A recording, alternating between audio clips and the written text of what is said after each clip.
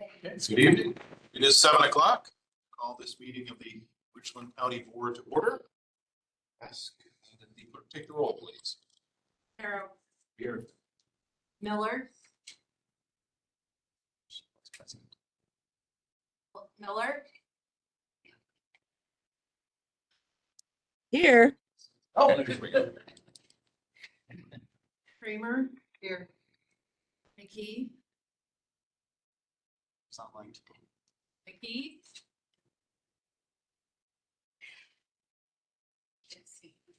yeah, he was there before. Are you online with us, Richard? Yes. There we go. Be a little bit louder. Engel. Here. Hendricks. Here. Manning. Here. Gill. Here. Glassbrunner. Here. Harwick. Here. Woodhouse. Turk. Here. Cosgrove. Here. Frank. Severson. Williamson. Here. Bowie. Here. Fleming. Brookins. Here. McGuire. Here.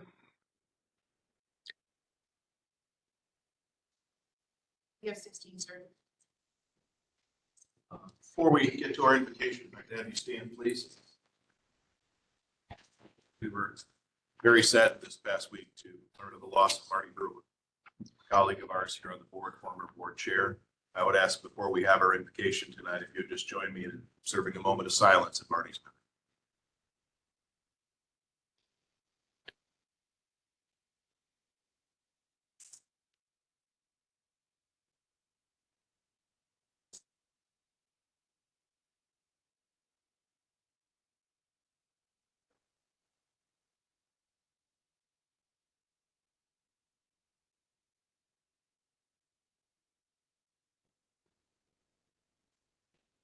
Thank you all. Pastor Leland is here to present the invocation for us.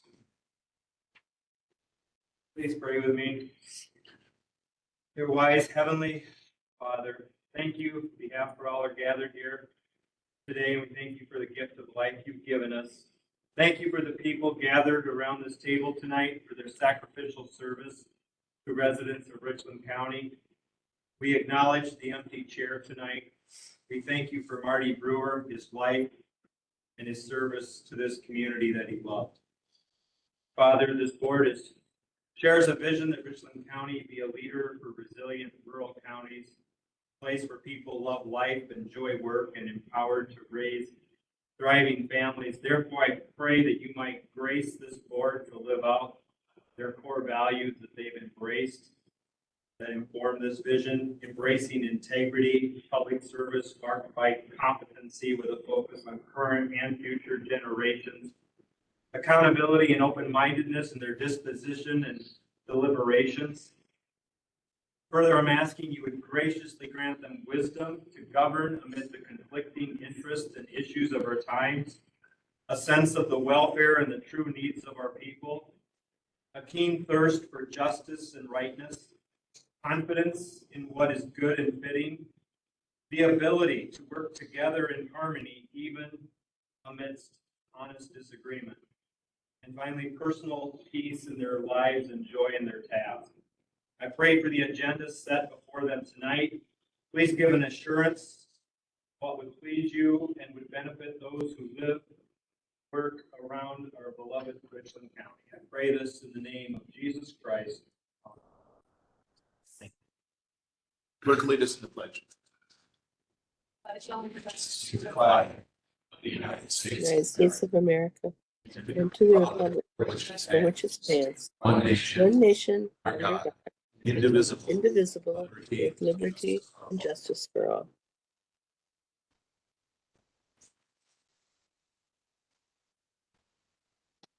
Are we in compliance with the open meetings law? Yes, sir. Thank you very much.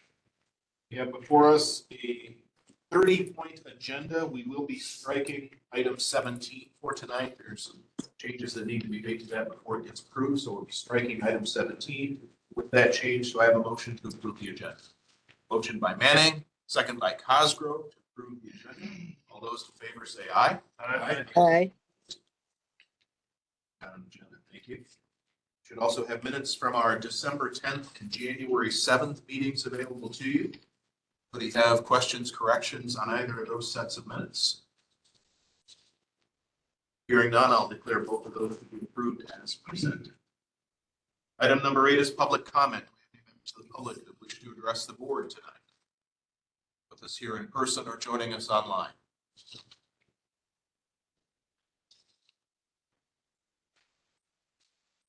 All right, hearing none, we move on to item 9, a resolution of condolence to the family of Marty Berman. This would be resolution number 25-5. Now therefore be it resolved by the Richland County Board of Supervisors that said Board of Supervisors does as a body hereby express its sincere sympathy regarding the death of Marty Brewer to his surviving family. And be it further resolved that the county clerk is hereby directed to send a copy of this resolution to the family of Marty Brewer. Resolution, do I have a motion? Motion by Kramer, second by Carroll. Certainly, we've been Marty for a long time to come. All those in favor, please say aye. Aye. Aye. Opposed? Resolution is adopted. Thank you.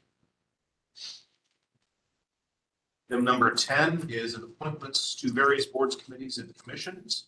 A CCS coordination committee appointment.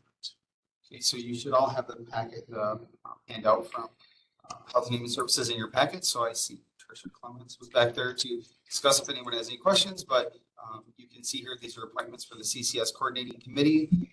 She has it outlined fairly clearly in the attachment you all have. So unless there's any questions, we're looking for a motion to approve the appointments to the CCS Committee, Coordination Committee as presented. Motion by Mr. Gill, second by Mr. Cooey. Any discussion on the nominees? All those in favor of the appointments, please say aye. Aye. Anyone opposed? So great, thank you. Next up, we have election of a committee on committees member.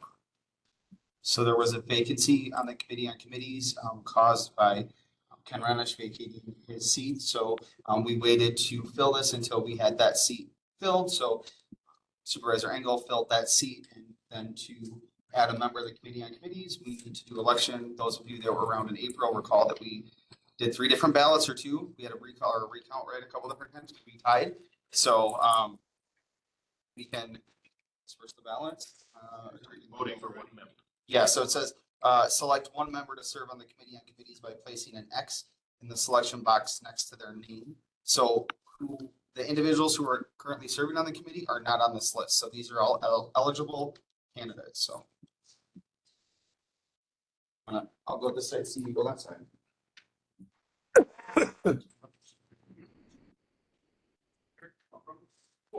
Warm over here.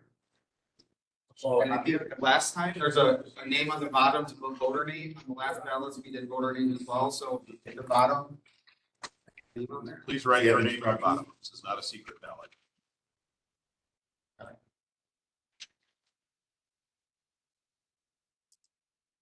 There should only be 16 ballots when we're done. So.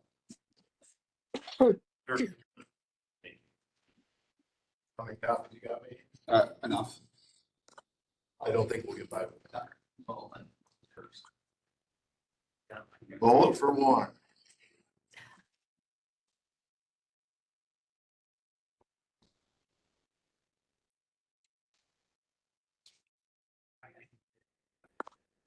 Yes. Can they send you a private chat? Yes, they can email me. So Mary and Richard, Yep, you yes. can email me, or is it acceptable to do it in the chat? Or say, yeah, or state your choice.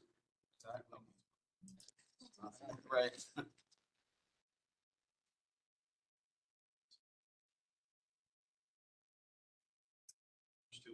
I'll take one of them. Julie, I voted for you.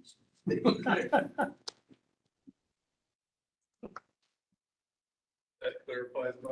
Yeah.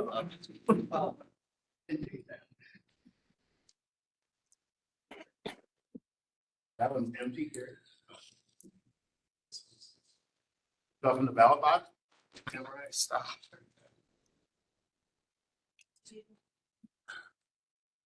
Julie has one about that. Julie and Bob have one.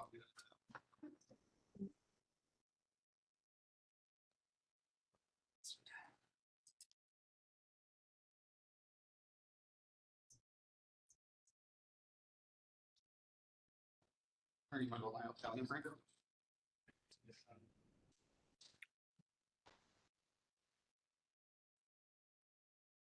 Saying out loud. No, that's it. No.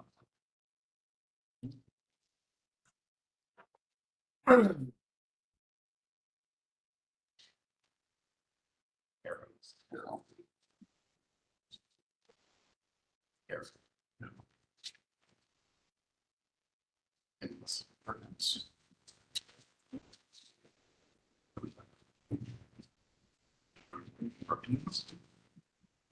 Perkins. Kramer. Kramer. What else? Cosgrove. Another Carol. Another Carol.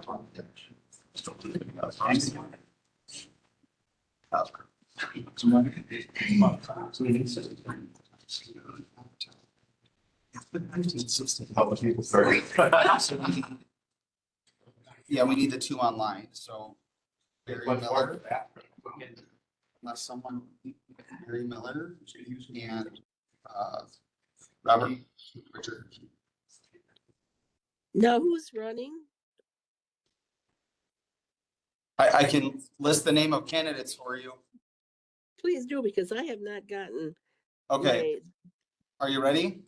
Okay, Steve Carroll, Barry Miller, Sandy Kramer, Richard McKee, Larry Engel, Elaine Hendricks, Gary Manning, Mark Gill, Michelle Harwick, Craig Woodhouse, Chad Cosgrove, Mark Cooey, Julie Fleming, Robert Brookins, or Dan McGuire.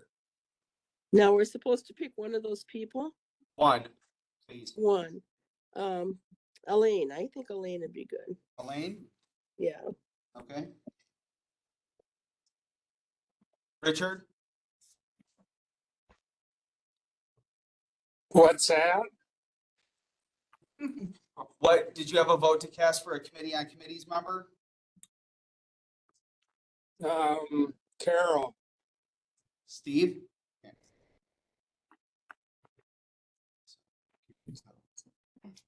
Two, one, two, one, two, four, three. Okay, so with that, Steve Carroll, you received 4 votes, which was the highest number of votes for all those casts. So are you willing to serve on committees? As needed. It's not super often, but I would say quarterly at the most, quarterly. So here we are then. We have a new committee on committees. Thank you all for voting. Thank you, Steve, for being willing to serve.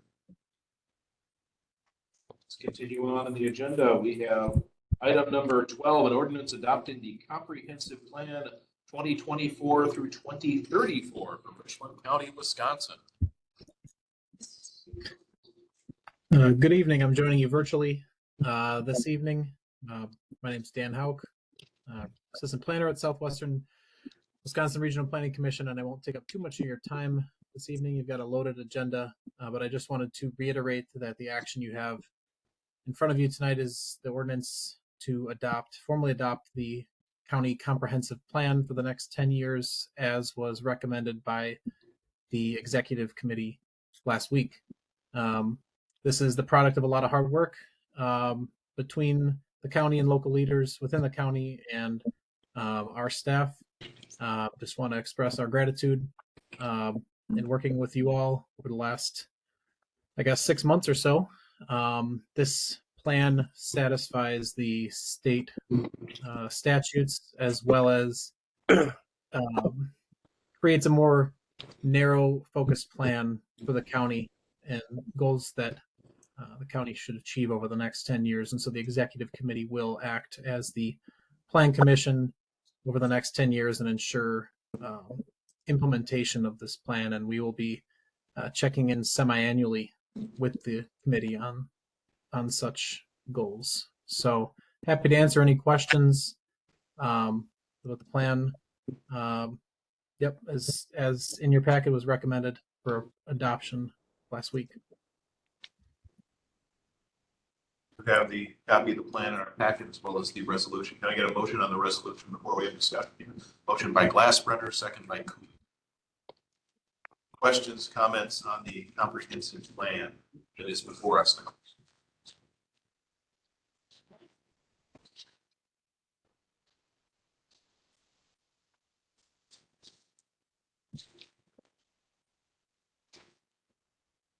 We did have a few questions that came up in executive and finance that Dan was able to address for us, so we appreciate that. Anybody else have a question before we vote here? Mr. Carroll. I just want to emphasize that we had a comprehensive plan that I don't think Dan would have read. Put on the shelf, it existed, but it wasn't really driving, being useful when we came up on planning issues. By the time we were just urging that as we now have a committee that's supposed to own that document, that we plan to have those meetings on the calendar each year, so that we don't just ignore it. Other questions or comments?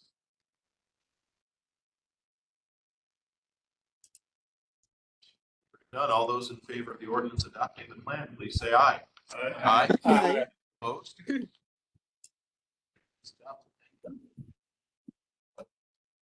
Item 13, ordinance relating to a parcel belonging to Royce Dieter in the town of Dayton. This would be ordinance number 25-2. It's an amendment number 615 of the Richland County zoning ordinance relating to Royce Dieter in the town of Dayton. The Richland County Board of Supervisors does hereby ordain as follows: the county board, having considered the following factors, hereby finds the following rezoning is in the best interest of the citizens of Richland County. Do you wish me to read it in its entirety, sir? No. Okay, that the following described 27.66 acre parcel belonging to Royce Dieter in the town of Dayton is hereby rezoned from agricultural forestry AF to agricultural residential AR district. This ordinance shall be effective on passage and publication. This ordinance is authored by the National Resources Standing Committee on 6 January of 2025. For the ordinance, to have a motion. Motion by Mr. Manning, second by Mr. Gill. Discussion.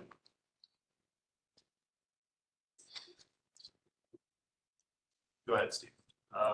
This came from our committee, and this is another one of these zones where we're just getting them up to date on the correct zoning classification as someone comes in to get a building permit or for whatever reason gets on our agenda, we at that time get it updated. Right. Any questions? All those in favor of the rezoning ordinance, please say aye. Aye. Opposed? Ordinance is adopted. Thank you. Item 14, a report on petitions for zoning amendments received since the last county board session. We have a new zoning administrator, which I have not even met yet, but I have not talked to them, so I don't know about that part of the agenda. So would that be a safe assumption for the next item as well? Yes. Okay. Yes. All right. Well, we will await our next board session to see what actions we have to work on. That will bring us down to 16, which is reports, starting with our county administrator. Hi, everyone. My name's Derek, in case you don't know me. We also have our interim deputy here as well. Yes. I'm Josh. Okay, so it's been a busy couple weeks. Suppose that goes without saying, but nonetheless, I have quite a few things prepared to share with you. I will make it as painless as possible, but nonetheless, here's my update. So first and foremost, the Lou Everett Group training is this Thursday, the 23rd. So I sent an email out to all of you requesting you to reply if you were going to attend that training. It will be here in the county boardroom from 10 a.m. to 3 p.m.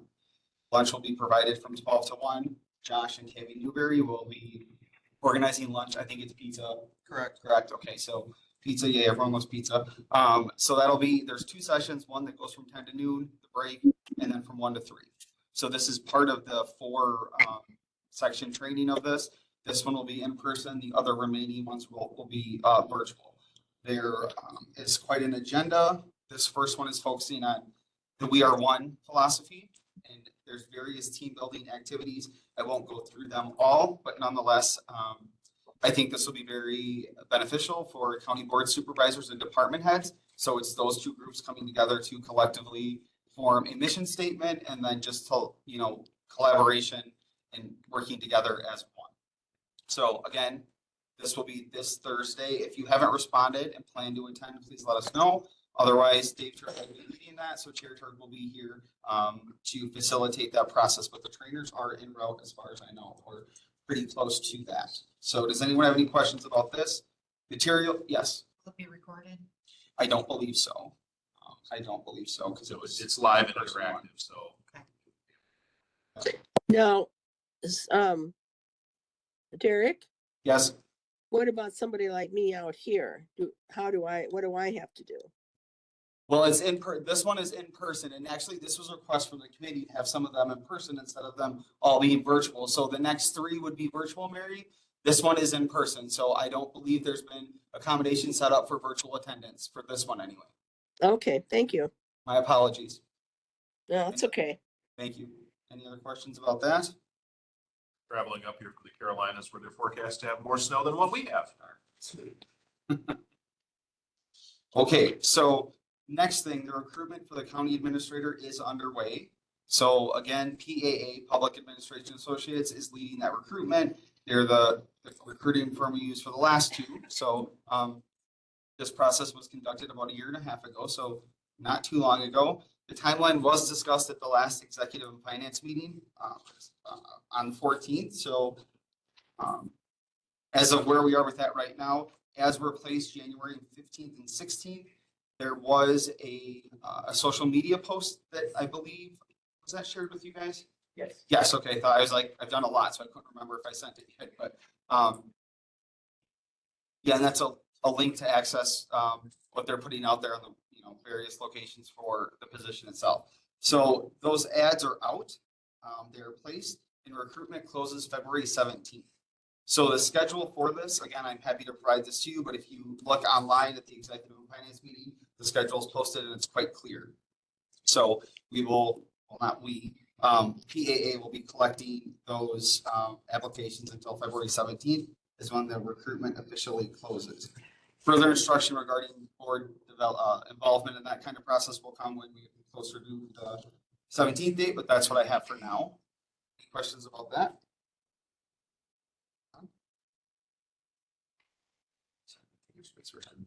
Okay. Search for the finance director is still underway as well. So Derek and Tammy Newberry are filling in those gaps to the best of our ability. And there hasn't been a ton of activity for that. I know there's been some questions, but this position, as well as the county administrator, are positions that we are not the only ones having difficulties in filling those. So those are tough positions to fill, and hopefully at some point soon, before we get into the depths of budget season, we will have someone in place. That being said, the minute that you get someone in place, doesn't mean that they come installed with all this knowledge. You have to install that knowledge in them. So even if someone sits in the chair, realistically, it's a good year before they understand what's fully the process of the way things are done here at the county. So any questions about that for me? I have a question. Yes. If you have, if they apply for this, do they have to have a certain criteria or just a college degree in finance, or is the county board assistant, the administrator, is that focused on one course or years courses, or could it be somebody that knows finance? Sure. Yes. It doesn't have to be, you don't have to have a degree in administration or anything. There's a 4-year degree. I don't believe it. I have the Thank qualification you. pulled I up. don't have Just, it in front of me. requires a bachelor's degree in public or business administration or finance or related field with a master's degree preferred. A combination of education or experience may be substituted for the specific degree major. Significant experience in the administration of a complex organization with a minimum of 2 years in upper level management required. ICMA credentialed management manager certification is a plus. As is a thorough knowledge of local government, private sector, and military candidates who have led comparably sized complex organizations are encouraged to apply. And so that was for the county administrator, Mary. Were you talking about the finance director? No, I was talking Okay. about the county administrator. And the finance person could be a finance degree, and that would be it then. Right, like Larry had a CPA. We were very lucky and fortunate to have a candidate that was a CPA. Doesn't always mean that's going to happen. I think we got lucky on that one, but it can happen. Doesn't have to. Okay, thank you. Okay, wage study update. So in your packet, it's 16 A or B. I did send you an update regarding the wage study and kind of where we're at with that. So we had a department head meeting on the 16th, so last Thursday. At that point, I realized that there were some things that we still had to finish up yet. Nothing major, but there was just some information that perhaps didn't find its way to people. So to make sure that everyone received all the information they needed, Justin had sent every department head all of their job descriptions as we had them at this point to review them one more time to make sure that every job description had been reviewed, and then to send them back with any appeals to kind of carry on with that appeal process. So we're in the final stages of that. As you all know, you approved the wage scale back in December, so it's already been implemented, but this is just cleaning up those job descriptions. So this way we can wrap everything up and work on some of the FSLA designations and those sorts of things that we have to do. So it is likely that we'll have some consultation with perhaps a labor attorney to examine some of those FSLA exemptions to make sure that, or our own corp counsel, to make sure that we're classifying positions correctly. Tammy Hendrickson is working on what I just generically call our wage scale, which is all the positions listed on a big ginormous Excel spreadsheet that we use to really administer steps and those sorts of things. Once that's all together, once all job descriptions have been formalized, cleaned up, and everyone's had a chance to review them, because I want to make sure that every department head has had a chance to review them and has one more time to appeal those job descriptions. Again, this is an investment in a long-term project. So I want to make sure everyone had the opportunity to do what they needed to do to ensure that when we start the maintenance portion of this, that we're on track with maintaining the wage scale. So those of you that were around before know that the last time the wage scale was implemented, it was implemented, but it wasn't as smooth as this one. So the point in this wage scale is that once it's implemented, we will protect it at all costs and that we will maintain the consistency of the scale. So the document you have there with you talks about how we're going to do that. So I know Supervisor Cooey was wondering, well, how do we maintain the scale, right? Like, what do we do after it's adopted? And it's really, there's no real magic to this. The market's really going to do a lot of the work for us. We just have to keep up with the market. We also need to commit to the annual maintenance and follow the scale that was approved. So again, last time this was done, there were lots of exceptions that were made. There were lots of changes, just lots of things that really eroded the consistency of the scale, and we didn't keep it up. So really going forward, we make no exceptions. We have a consistent practice. For example, all new hires are starting at step 1, and then we make an honest attempt and commit to advance everyone 1 step a year with a COLA increase or a combination of those things, right? Because remember, the scale that was adopted is the current market rate for those positions right now. So if we veer from keeping up with that, we're just going to fall far behind like we did last time. And then in, years down the road, realize our scales are out of whack, decompression and compression and all these things happen, right? So we want to avoid that at all costs. New positions will be created during the budget cycle only. I said period, end of story in my notes, not to be hard-nosed about that, but really once all these loose ends are wrapped up, a policy will be formed, and then this is going to lead into the maintenance of it. So For those of you wondering, if you look at that attachment on page 2, it gives you a nice ongoing maintenance timeline of how that's going to work. So I will spare you me reading through all that, but this will be reviewed. So long story short, on an annual basis, the wage scale itself will be reviewed in its entirety, right? We will review that to make sure that that scale is consistent with current market trends. DDA is helping us with this. They will walk us through that process and review that and examine that with us as our professionals in that field. And then a third of the job descriptions will be pulled and reviewed, again, to make sure that we're staying current on job descriptions, that they are reflective of the work employees are performing, because the job descriptions we had, many of them were quite outdated. Some of them were on formats from like the 80s typed up that were just not updated. So we want to stay away from that, right? We've all gone through the work to update these job descriptions.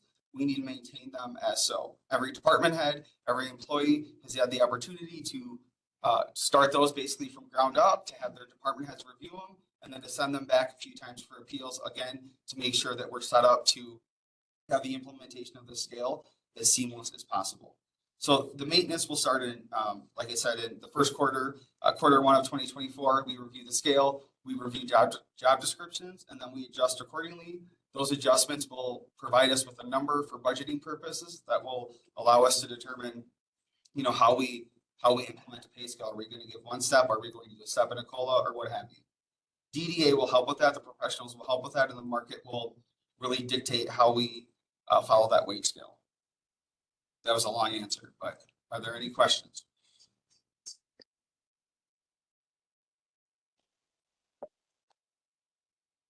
There will be more updates when we get to a final product. I'll be sure to let you all know, but that's where that is. Radio towers project. And you'll notice these are the 4 big projects I told you I'd work on. Josh can help me with this, county administrator, but overview. We did meet with Mike Day and the crew on 117 for a project overview. The lease agreement for Boaz was received today. There's another one we're waiting on for the city of Richland Center. We'll get to that in a second.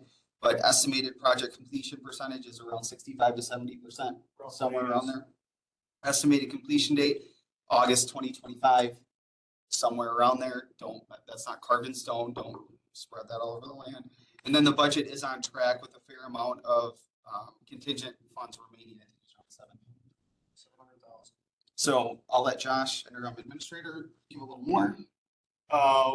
With that, we kind of went back to the basics because Derek and I were kind of new coming into this operation. So we decided to bring everybody in and feel them in and then figure out where we're at and where we needed to go from here. Boaz and Richland Center Tower site were the 2 things in question. So boots back on the ground, made some aggressive phone calls to get everybody back on track and get things moving again. We were successful there.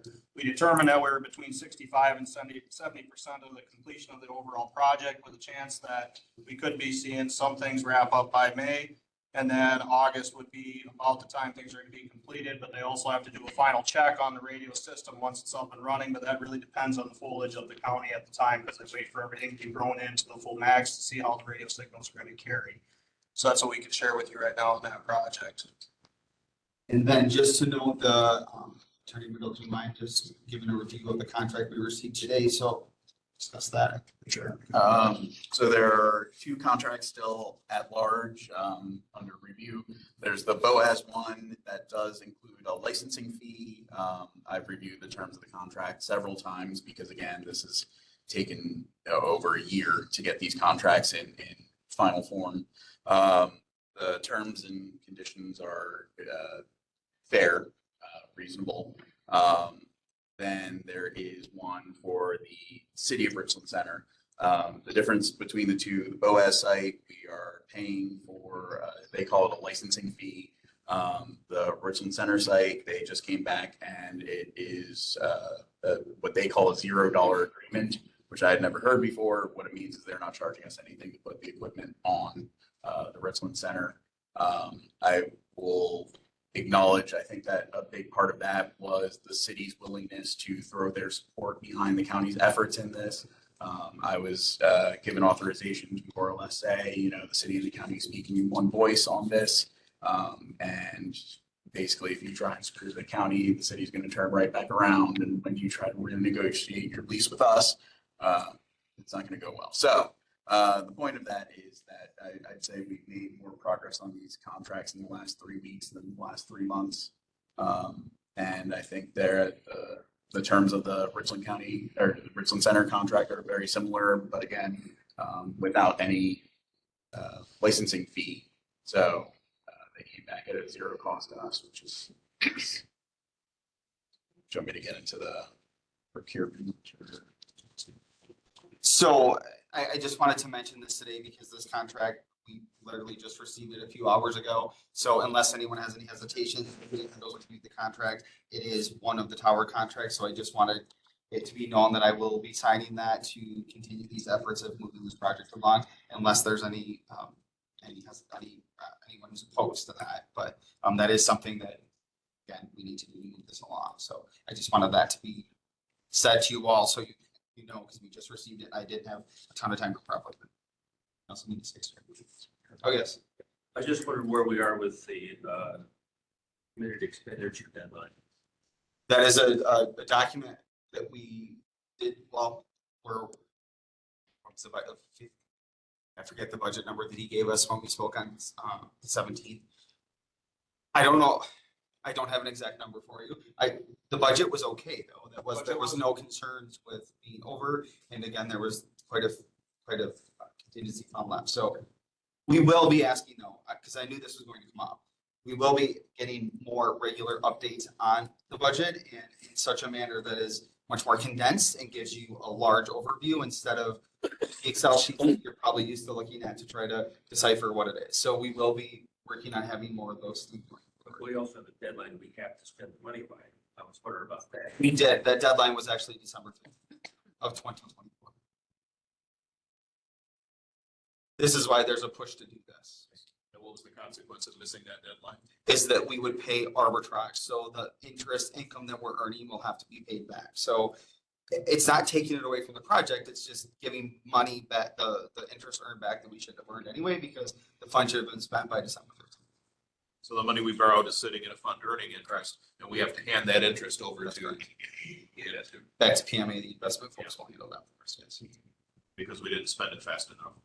Because we committed, the deadline was December 15th to have the last bill paid, but then things outside of our control came up, and obviously we didn't know that when the borrowing was completed. Otherwise, it would have been a different kind of borrowing, but that's just where we were at that point in time. So, but there will be more details coming for that. So just haven't got there. Anything else with radio project? I don't think so. I think the biggest thing is like the last of the expenditures can't be spoken for until after that last test. Done. Okay, Tyler implementation is underway. The GL and the AP part of it should go live in Q1 of 2025. L&D general ledger, AP is. Accounts payable. Sorry.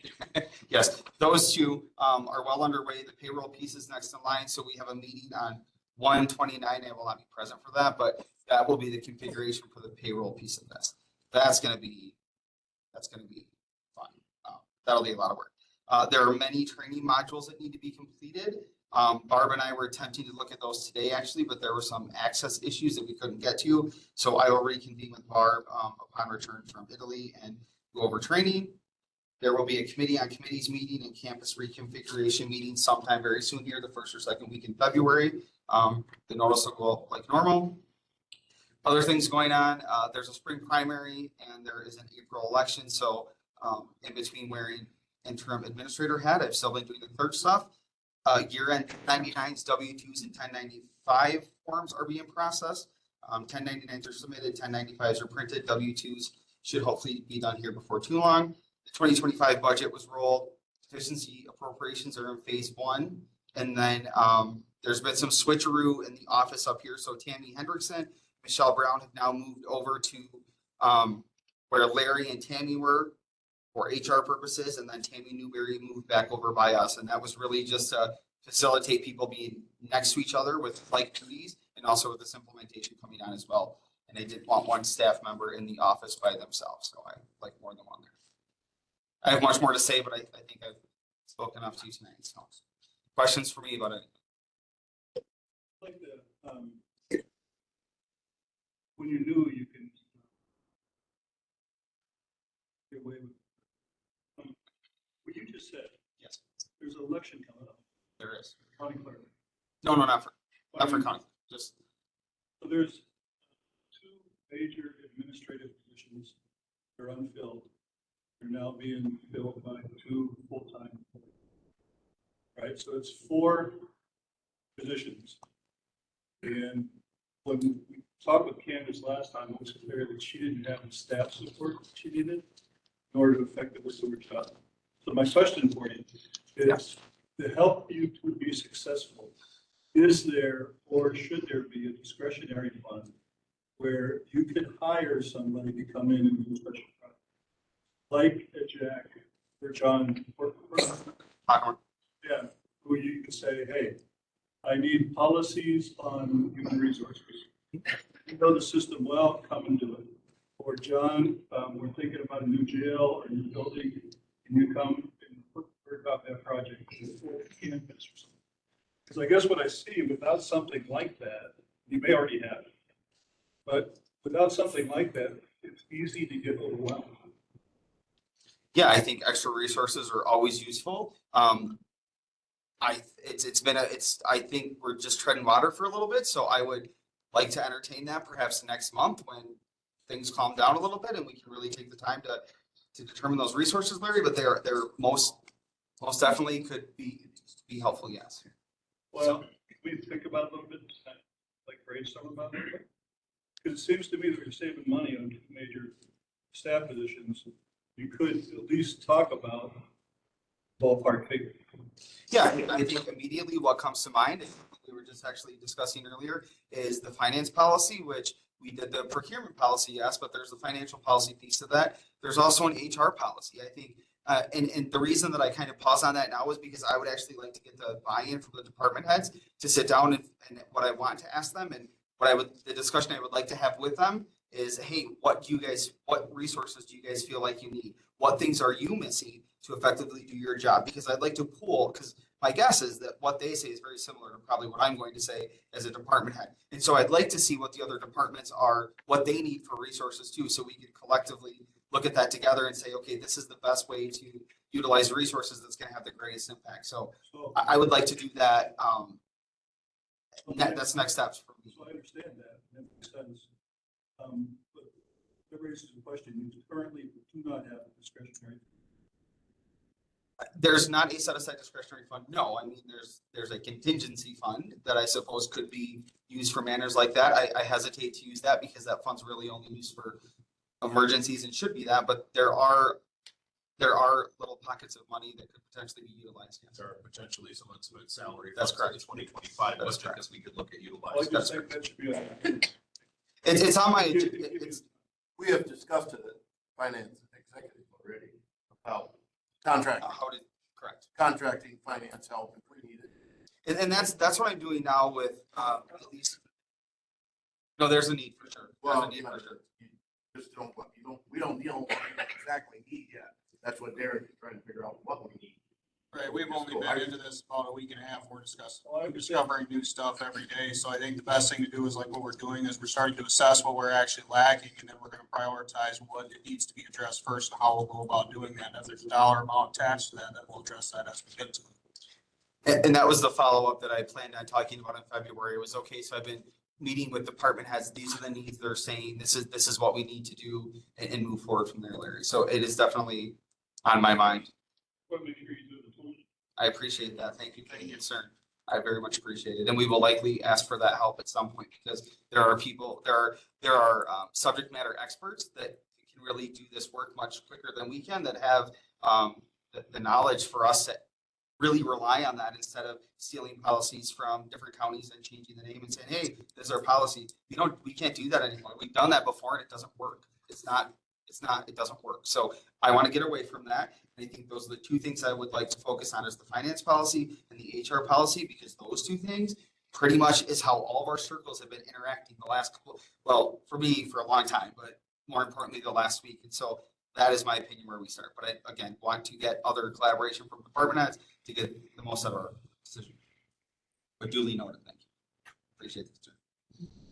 Other questions for Derek or Josh? I guess my question would be following up with Larry suggested, is there something that we can do to take some of the load off you? You guys have obviously way more than what you can deal with. Short of giving us grace and knowing that my email for the next week is going to be blown up and that you likely will not get a response from me for a little while because I will be unable to access email and full disclosure. That makes me scared, but I will stay tonight and make sure it's as clean as it can be before I leave. So just give us grace, give us time, and know that we're in this intense sort of environment for a little while, and just patience is good. Thank you. Any other questions?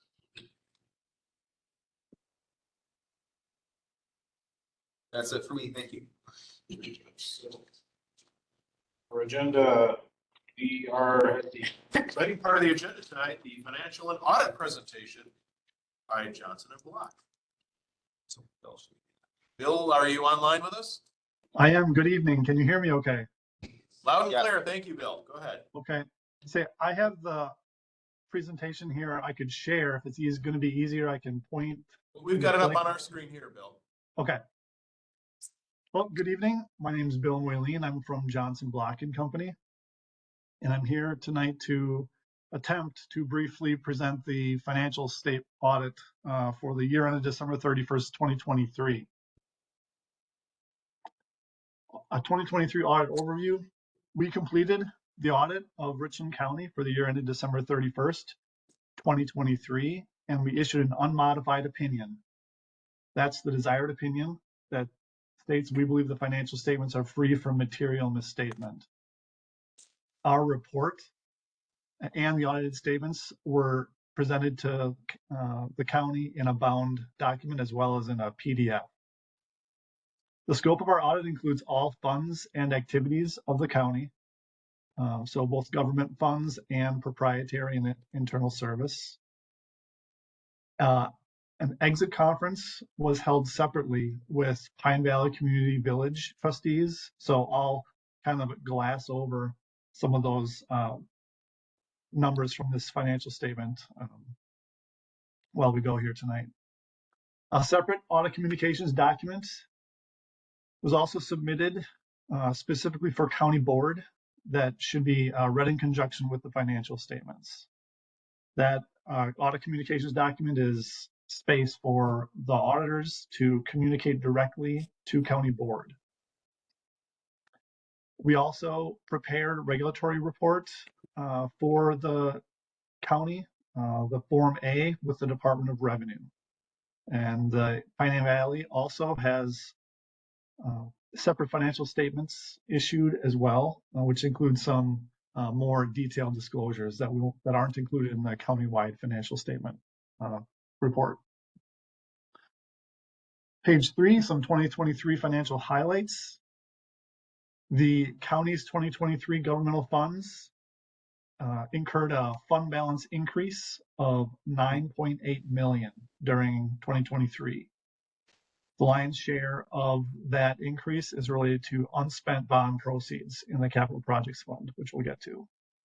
The general fund, which is a primary operating fund of the county, increased its fund balance by $1.5 million. The general fund's total fund balance was $9,863,000 as of December 31st, which is about 6 months of expenditures.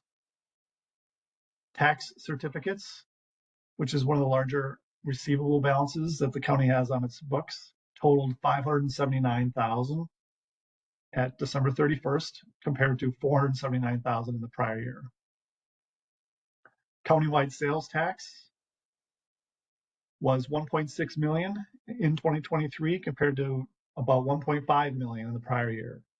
And to date, I believe the county for 2024 sales tax has received 10 months of sales tax revenue, and we're tracking to be right around that 1.6 million again, or maybe slightly more, 1.7 for the calendar year 2024. The county is in compliance with state-imposed property tax limits. During 2023, long-term debt of $8.1 million was issued related to radio and tower project and some equipment acquisition and facility maintenance improvements.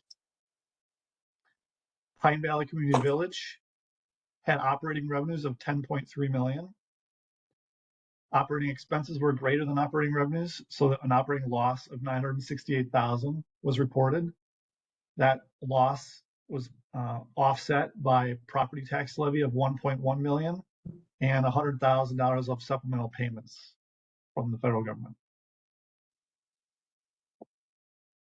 Page 4, the statement of revenues, expenses, and changes in fund balance for governmental funds. The county reports 4 major funds: the general fund, the American Rescue Plan Fund, and the Capital Projects Fund. All the rest of the government funds are reported in aggregate and shown as non-major. Total revenues in 2023 were 22.6 million compared to 22.6 million in the prior year. Total expense was 21.4 million compared to 22.2 million in the prior year. Other financing sources and uses represents transfers between funds, proceeds of long-term debt, and premium. So there was an $8.1 million capital project borrowing issued, which increased capital projects fund balance. Total government fund balance was 8.6 million to start the year. That increased by 9.8 million to 18.4 million at the end of the year. Next page. A budgetary comparison schedule for the general fund. The county budgeted 20.3 million in revenue, and actual revenue was 20.1 million. So that was an unfavorable difference of 157,000. Total expense budgeted was 20.3 million. Actual expense was 19.1 million. So that's a $1.2 million favorable difference. We had transfers to and from other funds, which were comparable to budget. So the general fund started the year with 8.3 million in fund balance, and that increased 1.5 million to just under 9.9 million at 9,863,000. For the next page, government fund balance. The county reports 4 types of fund balance on its financial statements: non-spendable, restricted, assigned, and unassigned. And those range from most restricted at the top to least restricted at the bottom. Total non-spendable fund balance was comparable last year at 685,000. That represents amounts that are not expected to be quickly converted to cash or were already spent. Restricted fund balance had a significant increase related to the Capital Projects Fund unspent bond proceeds. Total restricted fund balance is 8.6 million, and last year was 399,000. Assigned fund balances comparable to last year at 33,000, and unassigned fund balance increased for the general fund, 9,114,000, which increased from prior year at 7.5 million. Page 7. A visual representation of what makes up the revenues for Richland County. 34% of the county's revenue comes from intergovernmental grants, federal and state awards. 38% of the revenue comes from taxes at 8.8 million. Public charges for services makes up 18%. Miscellaneous income increased compared to prior years, mostly related to interest income earnings. 8% total revenues, and 2% was licenses and permits, penalties and forfeitures. Property taxes, which makes up 38% of our revenues. Most of those revenues are collected in January and February, and then in July. For our intergovernmental grants, shared taxes is the largest that we receive. That's primarily, most of that money comes in November, about 90% of it, of the 1.1 million. Health and Human Services makes up the other one that's most significant. There's many grants that are payable based on contract expenditures. Page 8. A history of the county's property taxes. Property taxes increased slightly between 22 and 23. The 2022 property tax levy, which is collected in 2023, was $10,453,000. The levy in 23 for 2024 collection was $10,486,000. That increase that you see between 2019 and 2020 is related to principal and interest payments that were required on long-term debt that the county was levying for. Taxes receivable balances over the 7 years that are presented have decreased over time. Our collections have improved. Between 2022 and 2023, we saw a slight increase in the receivable balance from 479,000 up to 579,000. The trend in equalized value of property over the, let's see how many years is that, 8-year period shown. The county has increased its overall valuation by about 62%. And we've seen similar increases in the counties surrounding Richland County. Vernon, Monroe, Crawford, Iowa, and Grant all ranged between about upper 50s to lower 60s for trend in equalized value of property. Trend in sales tax revenue. We increased from 2022 to 2023, 1.5 million up to 1.6 million. And we're looking like it's trending upward again for the 2024 year, planning on final estimate around that 1.6 to 1.7 million for sales tax revenue collections in 2024.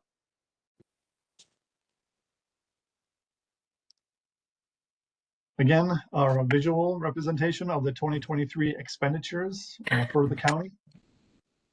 44% of our expenditures are human services related. Public safety makes up 23%. General government makes up 13%. And then the rest are all around 5 to 6% each. Culture and recreation, conservation and development, debt service, capital outlay, and transportation costs.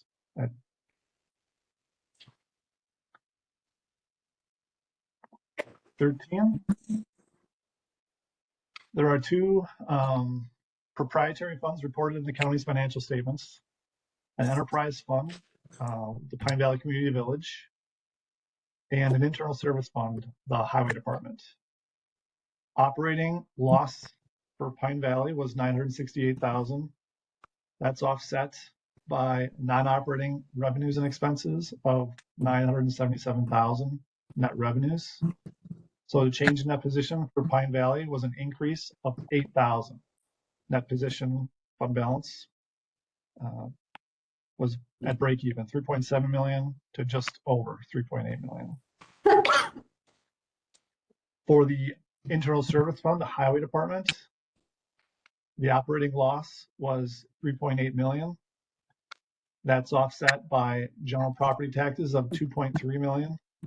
So we had a change in net position, a decrease of 1.5 million, which represents amounts that we invested in highway maintenance, county road maintenance during 2023.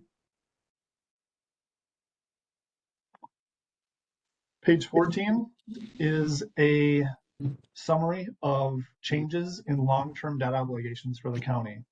The government portion of the long-term debt is on the top half, and the business type activities, which is Highway Pine Valley, is on the bottom half. The county had 4.8 million outstanding in long-term debt. It issued 8.1 million in GO bonds. It made scheduled payments of 885,000, which left just over 12 million outstanding at the end of the year. There's some leases and compensated absences, which are other long-term liabilities. For business type activities, no new long-term debt was issued. we had 17 million outstanding at the beginning of the year. We made scheduled payments of 990,000, and that left 16 million outstanding at the end of the year. And with government debt, there's a debt limit that the county is subject to follow. The maximum debt is a calculation based on equalized value within the county. So the debt limit for Richland County is 90 million, and debt subject to that limit is 28 million. So the county has about just under 70%, at 69% of its debt capacity remaining for future borrowings if the need arises. And that concludes the presentation. Are there any questions? Mr. Chair, Go ahead, Richard.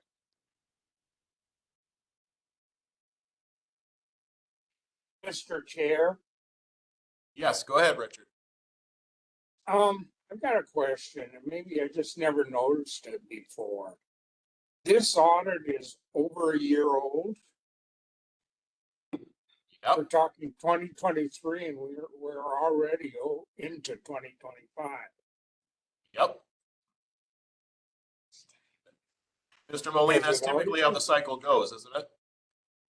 Well, there was typically the financial statements were issued in September, which is normal timing for the county financial audit.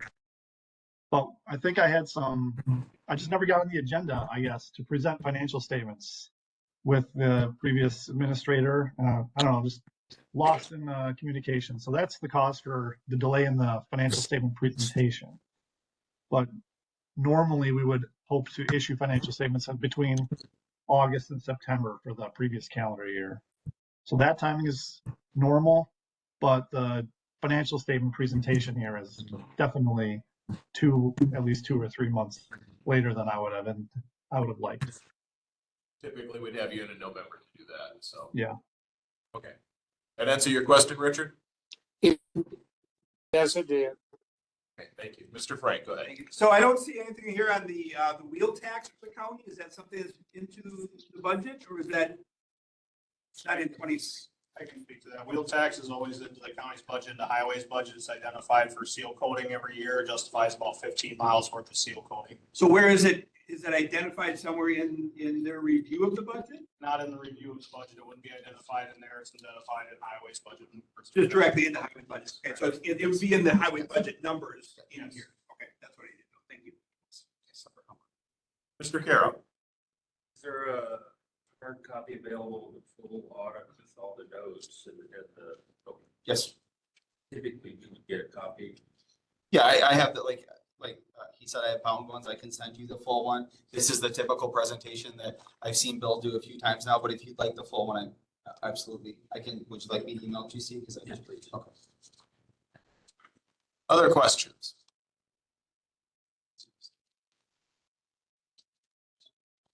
Other questions while we have Bill here? Let's take action on this. No action is needed on this.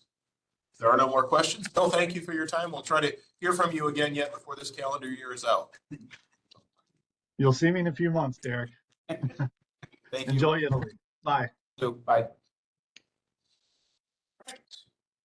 Any comment on that? Yes. So it usually is November. There was a timing issue where one meeting couldn't be made, and it will be in November how it normally is this year. So rest assured, yeah, it will. Make sure. Good. So item 17 we dropped. Item 18, a resolution approving provider contracts for 2025 for the Health and Human Services Department. This would be resolution number 25-7. Now therefore be it resolved by the Richland County Board of Supervisors that approval is hereby granted for the Community Health Services Standing Committee to enter into a listed provider contracts for 2025. Be it further resolved that the Director of Health and Human Services, Ms. Tricia Clements, is hereby authorized to sign the above contracts on behalf of Richland County in accordance with this resolution. Be it further resolved that this resolution shall be effective immediately upon its passage of publication. This resolution is offered by the county board members of the Community and Health Services Standing Committee on 9 January of 2025. Do I have a motion on this resolution? Motion by Mr. Cooey, second by Mr. Frank, and Director Clements is here. We have 4 contracts. 3 out of our 4 are for our CCS program, which is our comprehensive community services and mental health program. The one is corrected as 1.5 million, but they do not only services for families and individuals, but they also do some of our service facilitation. And the reason they do that is so that we can try to go with county and repeat this. Through CCS, that is a program that the funds are 100% reimbursed. And so there is no county funding in there. Our other contract is with Gail Schneider, and she's our psychiatric nurse practitioner. And she's did through our mental health block grant, our base county allocation, and through CCS, and then through building and insurance. Any questions? Questions for Clements? Not all those in favor, please say aye. Aye.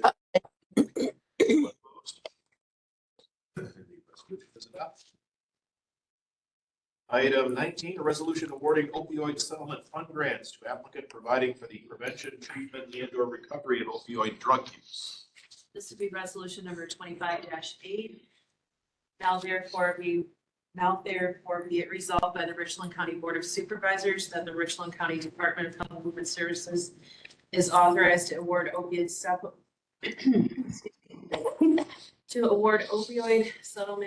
fund grants to the following: Richland County Sheriff's Office in the amount of $6,000 for preventative efforts, treatment and recovery efforts to establish a DARE program. And be it further resolved that this resolution shall be effective immediately upon its passage and publication. This resolution is offered by the county board members of the Community and Health Services Standing Committee on 9 January 2025. That resolution moved by Mr. Manning, second by Supervisor Glassbrenner. Discussion on this? I can just say a little Yes, more. if you would, Going please. to explain it for those of you wondering. I'm Lieutenant Sis with the Sheriff's Office. I appreciate you guys' time. You may be wondering why we're requesting funds for a DARE program. So we currently teach prevention at Ithaca schools. It's the only school that we have in the county that we're teaching at. And they luckily let us know a year or 2 ago that Counteract is ending. That was the program that we were teaching. We were able to purchase enough of the materials to continue to teach last year and this year. And in the meantime, we've been doing research on which program we want to bring to the children. We landed on DARE, I think mainly because it's, worldwide known. And one of the bigger things about it is it keeps up currently. So they've kind of revamped DARE. I'm sure a lot of you know what it was. Maybe some of you were taught that when you were in elementary school. I myself was. They've done a lot with their program after some studies, finding out that it was a little bit past dated. So they've really revamped it and made it more approachable to kids nowadays. They also factor in vaping, which is an issue that's newer that we can teach the kids about. They also have sections on gun control, which I actually taught to Ithaca. We were requested by them before gun season to kind of bring that to the kids. And we use the DARE program to do that. They've got great interactive videos. They've got handouts. They've got just about anything that you could want. A little bit of the breakdown of the money. So the class is, it's a 2-week course that we would have to send someone to, that being most likely myself, so $150. The other money for that would be the stay and the lodging for 10 nights at $1,000. The food for 10 days at the $25 rate for the county would be $250. Work booklets need to be purchased, obviously for the classes, $1.65 per booklet. So we did that for a couple of years worth of booklets at $165. Name cards, posters, certificates. You can really go down a rabbit hole. Buying some of the equipment. That's just kind of a number that we can get a lot of stuff. When the kids graduate, we give them a t-shirt, maybe something like a pencil or a badge or something to show that they successfully completed the course. And then the last thing would be the compensation for an officer to be sent away for 2 weeks, paying their hourly wage to be there, which is $29.35. I will say I reached out to Ithaca schools and just asked what their budget was for the Counteract program. They don't have a budget for it. I talked to Kathleen Shade, who's the principal at the elementary school. She said that they just kind of find the funds when they need them. As many of you know, if it just went to referendums, they're going to be tight on money coming up. We at the sheriff's office feel that it's very important, not only as a community aspect to get into the schools, but also as a prevention aspect, which is a big part of this grant. With it being an opioid grant, we are teaching kids about the dangers of drugs, specifically opioids. So we're requesting this money to send someone to be trained and to start that program at Ithaca schools. So thank you for your consideration. And you had mentioned at the committee that you're doing it in Ithaca because Richland Center is covered by Richland Center Police Department. Yep, the Richland Center Police Department has historically covered Richland Center. They also lost Counteract. They developed their own program. They've got an acronym, I think it's called PEAT. We looked into that. The big draw for DARE was just the backing of it. You know, all the studies that have been done on it. It's very well known throughout the communities. It's just the extra training is something that we wanted. So. Mr. Carroll, you have a question? So after the training, this is something that then would be trained for years going forward? Yes. Yep. After the initial 2-week training, you're DARE certified. They do have conferences and updates and things that you can attend as far as trainings and stuff like that to keep you updated, but you can also find that stuff online for free. So it would be the initial cost of the training. The only ongoing cost would be materials, should be workbooks. And I think we could find that in our budget to continue to purchase that or work with Ithaca School to work on a balance there. Thank you. Other questions? Where's this training at? Did I miss that? No, so the training is held somewhere in Wisconsin. It's only held one time a year. So the budget for this for us to implement this would be early 2026. So we're still going to teach Counteract this year, which I start on Friday. And then our plan would be to go to this training next January. They only host it in Wisconsin once a year. So it'd be go to next January and then implement it early 2026. Anybody else have a question? Other questions? All in favor, say aye. Aye. Anyone opposed? Resolution is adopted. Thank you. Yes.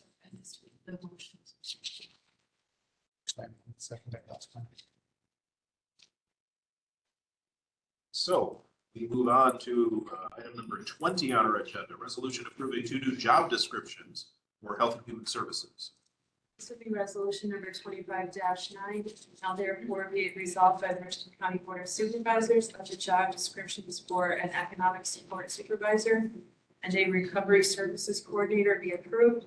Be it further resolved that this resolution shall be effective immediately upon its passage. This resolution was offered by the county board members of the Community and Health Services Standing Committee on 9 January 2025. Have a motion. Motion by Glassbrenner, second by Cooey. Director Clements. So last year in July and August, we brought these 2 positions to our Community and Health Services as we were in preparation of the budget. And we explained to them why we wanted these positions and why we needed them. First with the economic support supervisor. There are 12 workers in that unit along with a lead worker and the manager. The lead worker does a lot of work with the consortium. Over half their time is work with the consortium. It's an 8-county consortium that provides benefits to residents of those 8 counties. And so we look to build in a supervisor position to support the manager. So the manager can do a lot more of the policies of the systems. A lot of those workers, half those workers are remote. And their time really every minute of their workday is. And so one of the requirements of the consortium is that we do scorecards and we track the work that they do. It is a lot for the manager to do with that many workers. And so we want to build in a supervisor to be able to provide more training to the workers, be available to answer questions and support workers as they need help throughout the day. So that's that position. The recovery services coordinator position, back to that one, I'm sorry. With that position, we would be looking to not need any additional levy. We would be eliminating one of our workers and adding a supervisor in. And so with the consortium funds and the funds that we would have, we would not need to add any levy for that position. With the recovery services coordinator, one thing we have found and I've seen since I've been here in Richland County is that we do have an issue with individuals who have drug and alcohol struggles, and they really have a hard time connecting and finding services.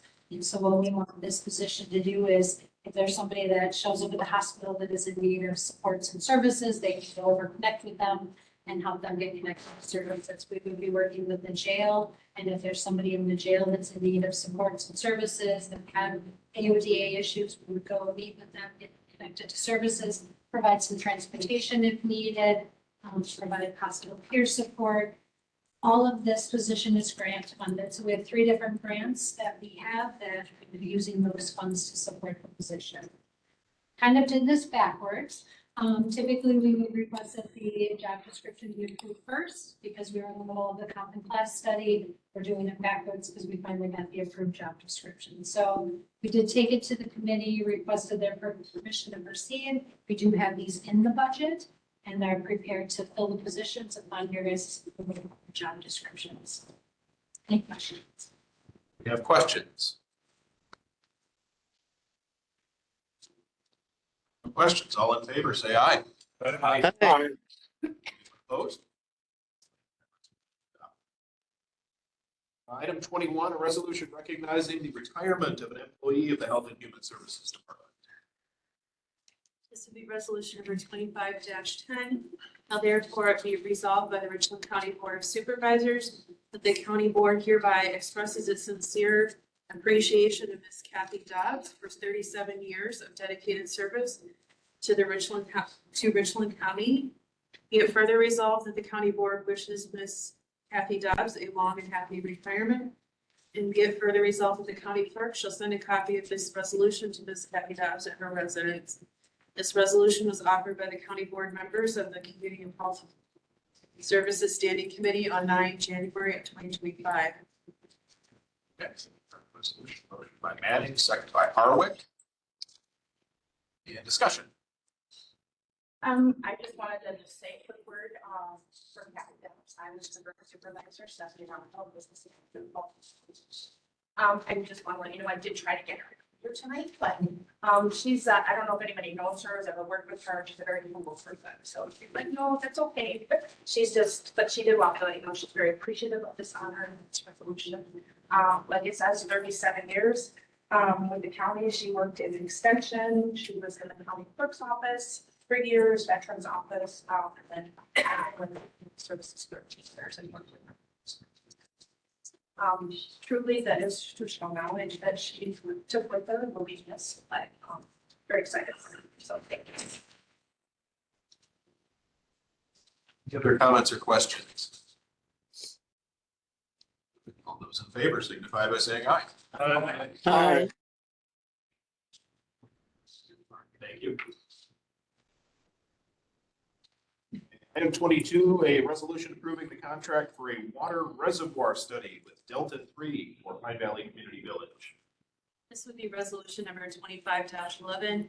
Now therefore be it resolved by the Richland County Board of Supervisors that approval is hereby granted for Pine Valley Community Village to enter a contract with Delta 3 for $15,500 for the water reservoir study. Be it further resolved that this resolution should be effective immediately upon its passage and publication. This resolution was offered by the Executive and County Standing Committee on 14th January 2024. Resolution, do we have a motion?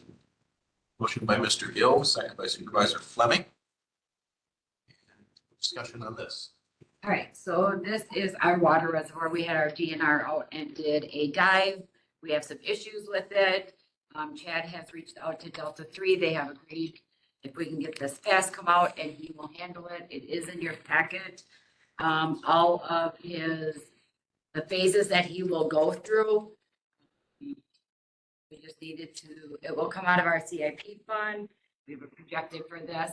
This is just the first 2 phases. This does not include any construction or whatever that we would have to do. He will give us 3 different options that we can do. And we just pick out the best, whatever one we feel fit is best. So the 15.5 is just for these 2 phases that he's going to do.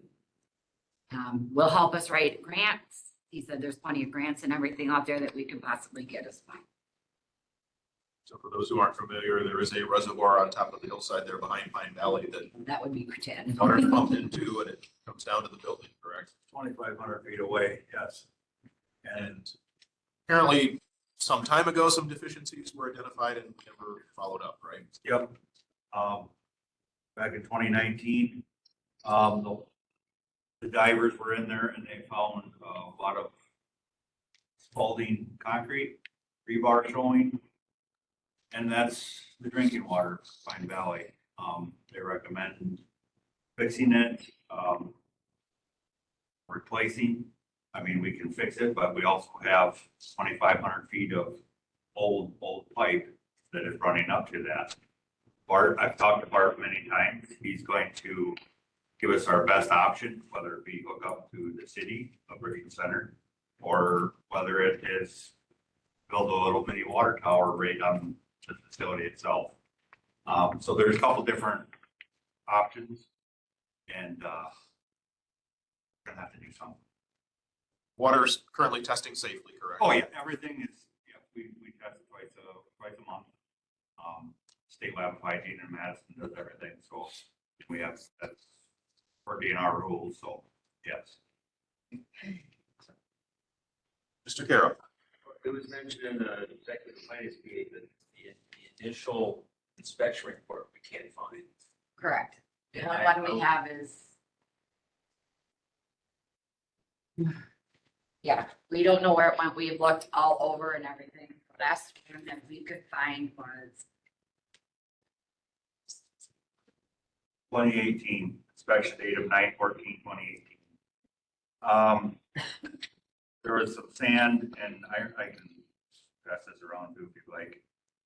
The surface is clean, water quality is very good. There's a little bit of sediment of sand and iron flocking, sediment depth of 1 inch of sand and 2 inches of iron.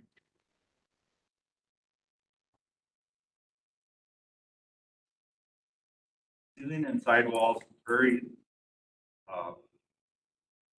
falling, some cracks in rebar. Report, and I've reached out to him. He's trying to find most recent, but this is so far this is what the DNR fit is the most recent. So says minor cracks, exposed rebar noted in the report. So I mean, I guess my point is, something is driving us to do repairs. We don't seem to have the actual document telling us about this problem, so I would hope we continue to look for that report. Yeah. And then the next follow on then is part of your services now, are you guys going to go in and confirm and inspect inside or drain it, look at it, or? yes, that's at 26, I believe, is when we are due for our next one, and the divers will come. Well, if we can dive it, DNR hasn't decided if we can dive it or if we have to drain it down, do a total inspection, and then at that point, we're gonna be wasting a lot of water for them days, because we have to run the pump, you know what I mean? Yep. But I mean, that's what we have to do, so. Mr. Chair, Yes, go ahead, Mr. McKee. will this money come out of the Pine Valley Capital Improvement Fund? That is correct. Okay. I have a question also. Yes, go ahead, Supervisor Miller. Do you have any idea how much it would cost to get on the Richland Center water system? That's what we're trying to figure out. Or we'll do. That will be one of his bids that he will do for us. So you don't know. You have no idea. No. Okay, thank you. Other questions? Mr. Gill. Is there any lead pipes or laterals or anything like that? No, nothing like that. Anybody else have a question? Mr. Manning. Would it make sense now that we're doing the highway? And I know this never happened fast enough. I know. See why, if we're doing the highway and the shoulders there, it sure would be time to run the pipes. That's, yeah, Never gonna happen. it won't happen in time. That was my thinking too. I mean, when I talked to City of Richland Center, they had it in the works, all the time that the building got renovated. And, they actually wanted to put a water tower on the facility. I don't know what all happened, none of my business anymore, but, they had plans drawn up to shoot underneath the pine. And it actually wasn't gonna be in the road, it's gonna be in the right of way. So, I mean, yes and no, but yes, you're right, it would be the time to do it. Right, anything else? Further questions, all those in favor of the resolution, please signify. Yeah. Would it make the most sense to find out with the city before we spend 15 grand on? I mean, it's just $15,000 more and it could go towards hooking the city.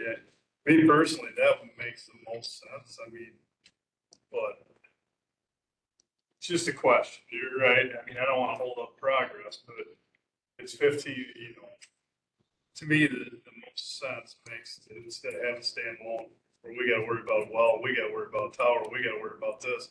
We just spend whatever it costs to hook on the city. The city's at 14 anyway. We're a mile away, whatever it is. I don't want to stop the progress at all. That's not the purpose of this, but it's another $15,000 that could go towards that instead of looking at it and saying, hey, this is bad. I think it needs to be considered what those costs would be monthly going on for the city too. It's gotta be in the picture. The other aspect that this person's gonna do is look at available grant funding. Maybe there is grant funding. That's the part that you don't want to lose, right? But the cost of water is extremely, extremely cheap. Sewer's expensive. Water is extremely cheap. So that's kind of where I'm at. I have reached out to Richland Center and they are working on, getting us a pretty firm price on what it would be our monthly expenditures, for what we pump a day, stuff like that. And it's 4,900 feet to where they are to where we are. It's almost twice as much as what you run now from the reservoir. Yeah, but that pipe might not necessarily be ours. That's a very good point. Anyway. Good question.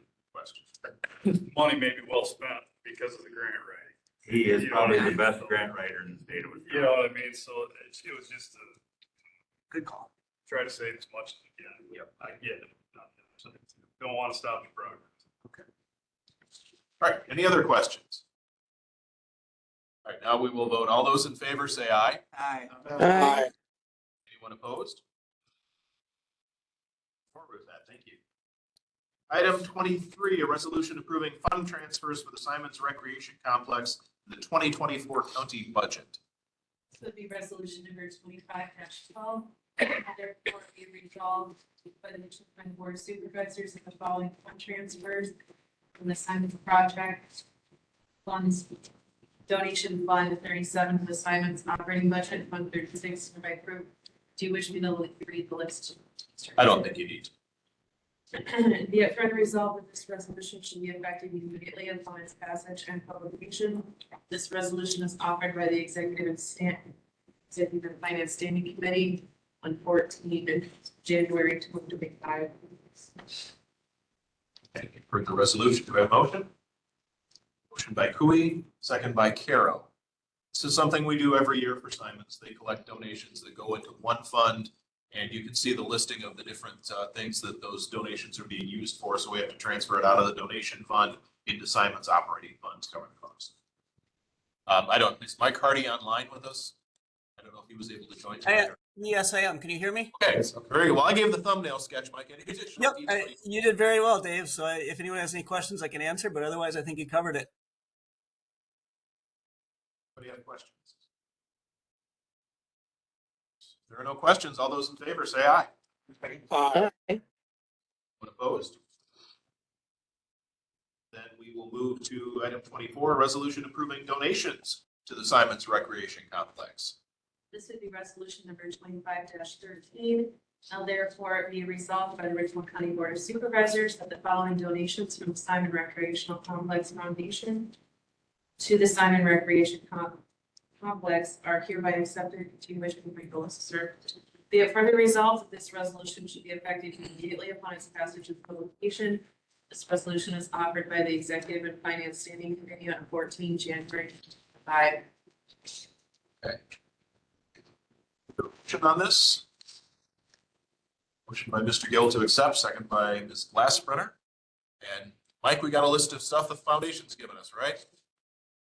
Yeah, correct. It's all there. And again, this is part of a total of a little over $50,000 that the foundation did give Simons just in 2024.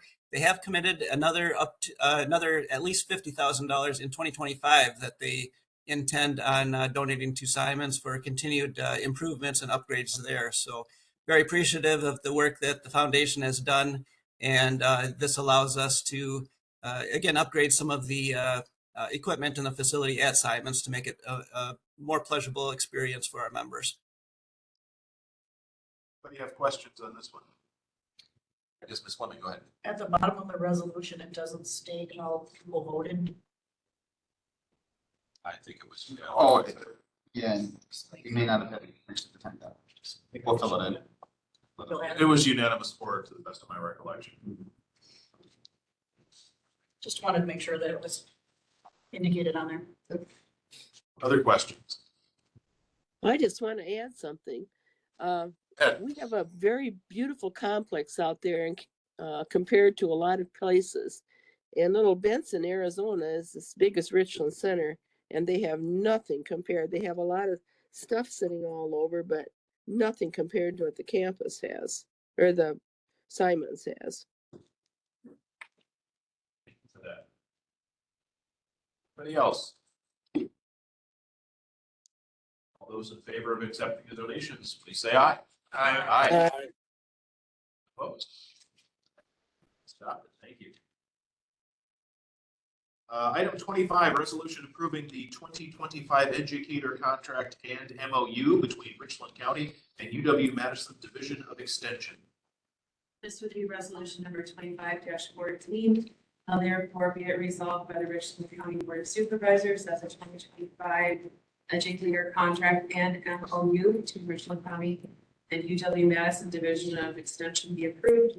Be it further resolved that the resolution shall be effective retroactively to January 1st, 2025 upon passage. This resolution was offered by the Executive and Finance Standing Committee on 14 January 2025. So resolution, do I have a motion? Motion by Mr. Cosgrove, second by Supervisor Fleming. Discussion, Mr. Hady is here. Yeah, so the two different documents here, the first one is our educator contract. This is basically the same contract that Extension's been using for many, many years. What's a little new this year is there's a memorandum of understanding that was drafted in conjunction with Wisconsin County Associations. This is separate documents, just really more clearly defining the roles between Extension and the counties as far as how we operate with educators, support staff, different county based and everything. So it's benefits standing committee. It's a finance. If anybody has any questions, free to answer. Interim Administrator Kalish. Yeah, no questions, but just to let everyone know too, Adam and I briefly discussed this, and we'll be meeting to talk about more of the involvement components of some of the activities outlined here in the MOU and in the agreement. So there's nothing's missing, but there's just things that we could probably improve on and be better at committing to and executing all the terms of the contract. So Adam and I will be working on those as we go forward. But as been stated, it's the standard contract that we'll review just a little more to make sure we're doing everything to the best of our ability. Questions on either the contract or the MOU?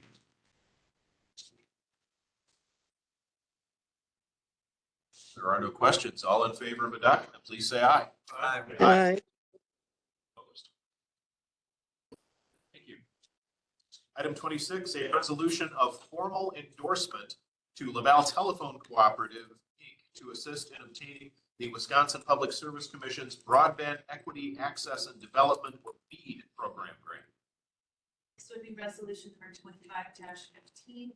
Now therefore be it resolved that the Richland County Board of Supervisors does, by the passage of this resolution, endorse Laval Telephone Cooperative, Inc. as a BEAD program applicant, and Richland County broadband provider supports the construction of unserved and underserved communities in Richland County highlighted within the Wisconsin Public Services Commission broadband map as part of the BEAD program, and it's as administered by the Wisconsin Public Service Commission.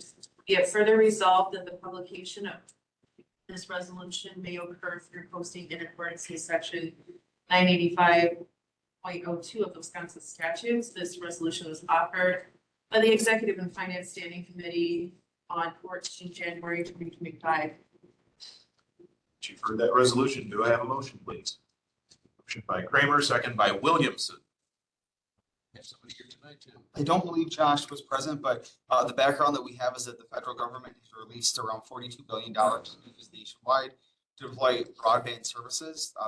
They're calling this a BEAD program. So that's Broadband Equity and Access and Development Deployment Program. So out of that $42 billion, Wisconsin received about $1 billion, right?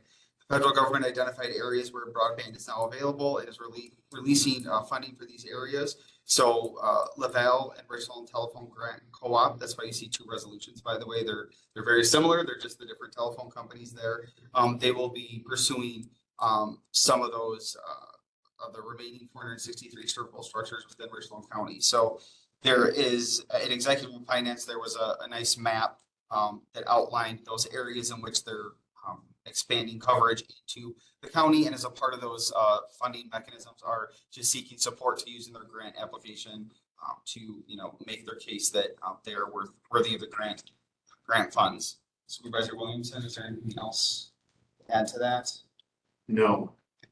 It's basically a letter of support saying that we are supporting their mission to expand broadband. We're not committing any county funding or any resources. We're just saying, yes, please do this. We appreciate it. Questions? Notice a very similar resolution coming up next. So, and it's two separate telephone co-ops, two separate areas they're looking at. So, did you mention there 463?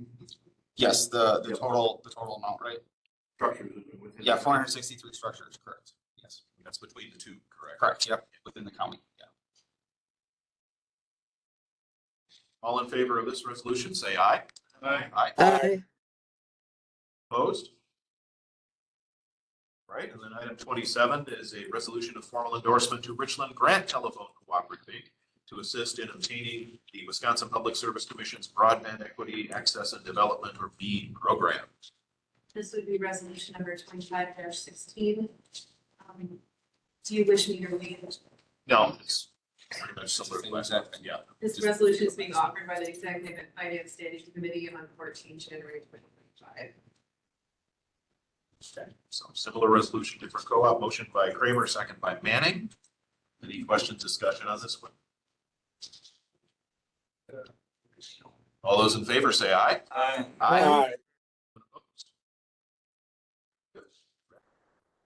Down to item 28, which is correspondence. Thanks for the report, Mr. Chair. Future agenda items, item 29. Secondary project fund for administration. Okay, that recorded. Any other future agenda items you'd like to see considered? Not. Mr. Manning makes a motion to adjourn, second by Supervisor Fleming. All in favor? Aye. Thank you, everyone. So you can know that tomorrow. Many of you on Thursday.